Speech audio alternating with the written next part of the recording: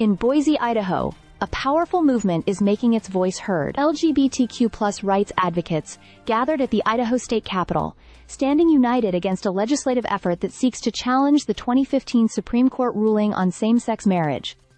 The energy was undeniable, as demonstrators passionately defended their rights, determined to push back against any attempt to undo hard-fought progress. The protest came in response to a petition recently approved by the Idaho House State Affairs Committee. This petition calls on the U.S. Supreme Court to reconsider and potentially overturn Obergefell v. Hodges, quote, the landmark decision that granted marriage equality across the nation. For many in the LGBTQ+ community, this move represents more than just a political maneuver.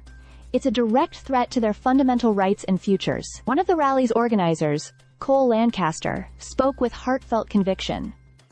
One day, I want to marry someone I love just as much as my counterparts, he said. But with this latest push from Idaho lawmakers, Lancaster and many others fear their right to marry may be slipping away. Supporters of the petition argue that marriage laws should be determined by individual states, not the federal government. Representative Heather Scott, who sponsored the effort, stated, I don't think marriage is a fundamental right. It's not the federal government's job to figure out what's going on in Idaho. She insists the intention is not to strip away rights, but to allow Idahoans to have the final say on such matters. But those rallying outside the Capitol aren't buying it.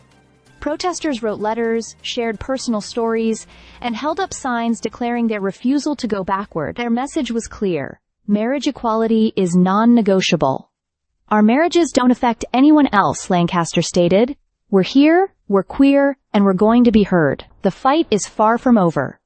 Activists vowed to continue opposing the petition and any future attempts to undermine same-sex marriage rights. Their voices echoed across the Capitol steps, a reminder that they will not be silenced.